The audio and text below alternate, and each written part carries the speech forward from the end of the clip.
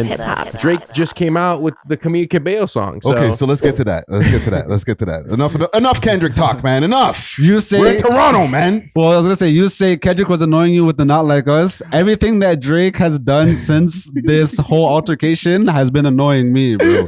Like, like, bro, DJ Natural. What's your Instagram? Sorry, at DJNatural.wave. Thank you. I need some OVO dubs. No, I'm just saying, direct your DMs. You weren't feeling that sexy red Drake joint? I like the sexy red part. I don't know. That is crazy. Everyone hates the sexy red part. I hate that part. Yeah, but like, she is obviously like not trying to like really sing, And when you play it for the Geldom, it rings off, bro. Yeah, really? Because they can kind of sing along to it. Surprisingly, like, okay, you know what? It's good that you guys. Remember, I was saying in the beginning of this episode, DJs, right? Yeah. Because I hate that song, but if it rings off in the club, then do what it do. It's not even made for like people like us. It's literally made for girls in a certain. Once you hit like a certain BPM at the club, and you're on that sexy red vibe, they love it. Certain time of the night when people are just that right amount of drunk, also too probably. Yeah, because at first I wasn't even playing it until like a couple shotties requested it. Really? You know what I mean? I'm like, okay. So then when I played it, I'm just like, okay, this is, Okay, they got one. Yeah.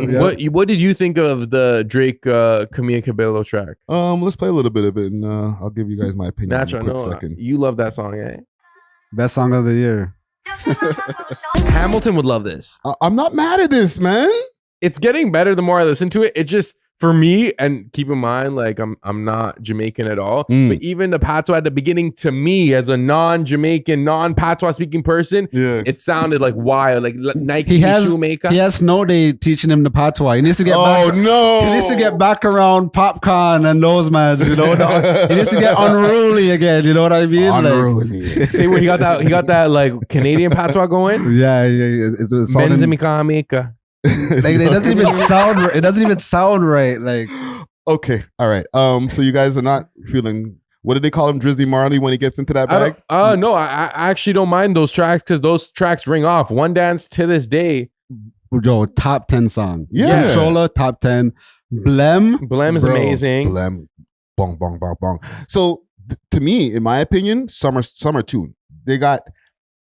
I don't know about the song of the summer, but you're hearing this at the pool parties. You're hearing this maybe in a Caravana jam or on the side of the grass. I feel like you're going to hear it more so like with like the white adjacent. Like rich parties. I feel like if you're at like a rich lounge and like everyone's bougie, like you play this. Maybe like if a girl is like, oh, like her dad is half Jamaican. You know what I mean? Like she'll be playing this, so I can see with that crowd, with like that pop crowd, it's definitely gonna ring off, but so is this a good response to like this is you gotta remember this is not just Drake in regular Drake mode. Exactly. Okay, this is not last year Drake where nothing's happened. Okay, what are you gonna do next, Drake? Okay, well I'm gonna do a party song. Well, what's next? Okay, I'm gonna rap. Like, no, we have different expectations. There's like kind of an elephant in the room always sitting there now. Like it was like post World War Drake. I'm just thinking, why has he not gone on vacation yet? When you dropped For All the Dogs, he should have just went on vacation. He did mention that. Kendrick dropped that stupid verse. Let Kendrick talk his shit. There is no big three anyways. No, but fam. Now there's no big three. If he left and stayed on vacation while everybody's trying to kick his back in, that would have made him look weak. Like he was kind of in a catch-22. Like I said I'm going to take a break. I'm going to take care of myself, and now when I decide to start doing that, my tour is over. Or it's almost over on my last few shows, the wrap-up shows. Remember, you had to come back, do the shows that he missed or whatever. So that's what he was doing. And then they sneak attacked him, bro. I see what you mean. Come on, fam. I can't go home now. Okay, right now he's trying to act unbothered and like nothing bothering him and stuff. So I feel like that's the attitude he should have had originally. Just stay unbothered. You're already the number one. Or you have nothing to lose. And let that just keep on ringing off in the club, bro. Yeah, because like, I'd rather have like that ringing off than Not Like Us. Bro. Yeah, 100%. Wow. And I know I'm saying this in retrospect. It's very easy to look in retrospect. But okay, imagine the world where Drake just went to Turks, had his little 22-year-olds pull up, and then like everything was just neat. You know what I mean? He could have dropped Wagwan Delilah, and that would have been like perfectly fine. It would have been a super hit all of a sudden. Bro, you know what I mean? He could have did this Camila Cabello, and then we'd be in Turks dancing with him. You know, but the way how everything unfolded, I just feel like these are just like the wrong moves. Now there's just a goose egg. There's like, but all right, nice song. But what about Kendrick? No, exactly. This is always going to be, I think, the narrative that's going to be chasing him. Yeah. Until he does what, though? Until he responds with another song? Like, don't get me wrong. I love Drake's music, and I think he got mad bars and stuff like that, right? Yeah. But he obviously went up against an opponent that was ready for him. Yeah, exactly. Okay? Yeah. So do you do that again? There's rumors that he might be going for another round with him. You know what I'm saying? Right now, there's that rumor's going around. I seen that. Right? It would be nice. Does he do it? Or does he just like, just leave that little nigga alone, bro? Keep just making hits, bro. You got to do it at this point. You got to crash out. Yeah, you got to engage. Because, I don't think so. Yes. I feel like, okay, even after the battle, he should have still just went on the vacation. Not radio silence, you know what I mean? Yeah. Let the fans miss you. Let us say, okay, yeah, Kendrick, what you did was nice, but we need Drake back because the clubs are boring. Yeah. When I'm with my shorty, I have nothing to play for her. It's been 2 years. Drake, where are you? Know what I mean? But 2 years, yo, that would have been be crazy. If, in a world where Drake, like we've never actually seen that in this last 13 years. So like maybe the first 6 months was, oh, he caught an L, he left, he caught an L.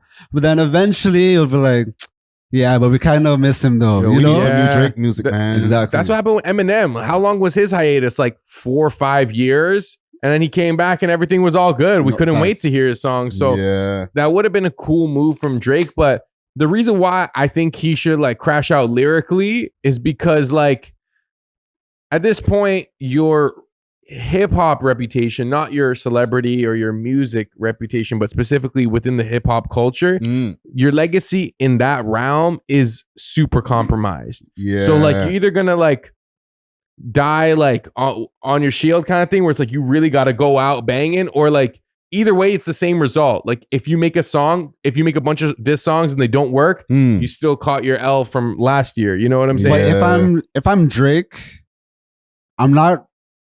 Okay, I would rather just catch my L rather than keep dropping songs that kind of like deter my pop fans, because I feel like his pop fans are a majority rather than his hip hop purists, bars only. Yeah, they're gonna be like, "What about us, bro? Like, can you stop fighting with the Kendrick guy? Like, we don't even listen to him like literally, that. Like, literally, make some music for us, please." Exactly. Like, but wouldn't you respect Drake if he like dropped some really, really sick diss tracks? Like, wouldn't you just like? You'd be like, okay, I rate that he's trying. You know what I'm saying? Like, wouldn't you respect it? Me personally, as a hip hop fan, I don't know about respect it, but I wouldn't be mad if he didn't engage.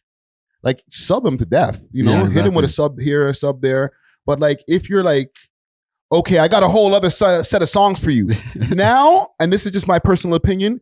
Now you seem mad, bro. Yeah, exactly. You seem like you seem like a sore loser. Like, we engaged. It's over. There is no rematch. Yeah, exactly. Like if I'm the guy who's the winner, let's say, or the perceived winner, I'm gonna be like, bro, why are you still talking, fam? I already beat you. And remember what he said in the Heart Part 6? He's like, oh, you're dragging this now, blah blah blah. So he can't pop back out with a surprise sneak attack. And another thing, you know, like that's what you're gonna look like. And another thing, like, all right, shorty, okay, baby, it's gonna look like mad now. You hurt after the argument when you go home and you're taking a shower and you're like, oh, that's what I should have said to that, you know, like. But and I understand like the right move for Drake is to not engage, but for me as like I guess a fan of Drake's music and I want his legacy to not be like fully ruined by this moment. But I feel like that is the problem of the Drake fans right now. His legacy is not ruined, bro. Like we still love Drake. He still has he's still the number one artist. He has like the best numbers. He just caught an L in this battle. You know what I mean? His music's not tainted to me. I don't listen to his old music and I'm like, oh, I don't hit the same. Like, no, fam. I still listen to Worst Behavior and I'm like, I still feel the same feeling, fam. It's not like the guy beat him so bad that it's like, oh, now I can't hear on any of the songs. Now these songs, oh, this guy's weird. Why you got this guy around it? No, fam, I'm cool, fam. Like Jay-Z caught an L and he still had like a flourishing career. You know what I mean? Now, if he did it where he pushed him out, like he really like said some really scathing information where I'm like, oh, I don't know if I like you as a person, bro. Yeah. You know what I'm saying? Then maybe I'm gonna start hearing your shit different. Yeah. Or if he was like, let's say, full circle, like a super gangster that's supposed to have all these, cases and shit like that, and then Kendrick dropped a bunch of paperwork on our heads and stuff like that. Now I'm gonna start hearing him different. But Drake, he's not that. I feel like we're just looking at this as we should look at this as like a rap battle. You know what I mean? Because nothing was substantiated on either side. So we just have to base it on the bars and who had better delivery. You know what I mean? Like Kendrick put on like a phenomenal performance throughout. So like, okay, you won this battle.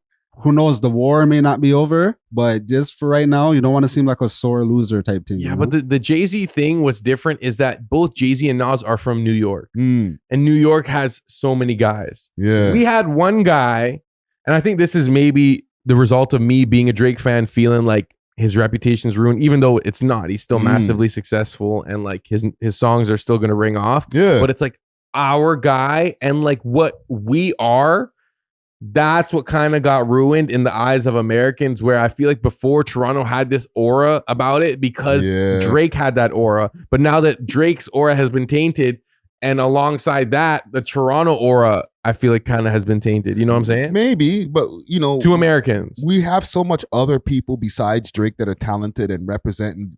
Like, don't look at us off of the results of what happened to Drake in that one moment. You know what I'm saying? Like, we got history, we got talent. Yes, Drake is our biggest representative, but don't look at the Toronto scene through the eyes of Drake. Yeah, exactly. Because we still have the Weeknd. And we still the have traitor. We still have the Weeknd at an All Like Us concert, at the Juneteenth concert, having the time of his life. But yes, we do have other people, and we still have all of these untapped talents that are like, if you really look at the scene outside of Drake, we got an exciting, moving, vibrant scene. And I feel like it's our fault for only having one guy. Like, why do we only have one person at the forefront, No, we had four at one point. We had Tory Lanez, Drake, The Weeknd, and Nav. Nav. Yeah. Justin Bieber, Stratford, we can still claim him. Canadian. Yeah, okay, Nav. Nav, Yeah. No, we have representatives, but like if people were seeing us like how Atlanta is, like, yo, there's like at least 3 dozen people from over there that got bangers. Exactly. Super motion, yeah. Exactly. Yeah, and we're listening to those bangers over here in friggin' Arkansas and whatever. It'd be like, you know what I'm saying? Like, we would really have some real motion. But listen, man, salute to Drake, man. What are you gonna do, bro? Like, he can't take the break, man. Like, he's in a rock and a hard place still. Pause. Like, I don't even know what I would do. I don't think he's allowed to take a break. I've expressed this in the public on mics a bunch of times. Yeah, I think the labels got him in such a grip that it's like, what do you mean? How many months? Yeah, no, exactly. We got an obligation here. Yeah, like you signed a $400 million contract with us that you actually probably have to pay back eventually. Yeah, you can't take 2 years natural. 2 years. I'm like, I'm good for it though. Come on, I'm good for it. Yo, you might have to come out of his pocket, like low key. If he was to do that, like take 2 years off, and I don't know, I don't have no behind the scenes knowledge. Yeah, no, but he might have to be like, I'm gonna have to give you back 100 mil of this, bro. Yeah. You know what was crazy about the Drake Camila Cabello collab was that he had a solo song on her album. Yeah. That she isn't even on. That's a label play. That's a super label play that almost does make me believe that he has some type of he has to do investment.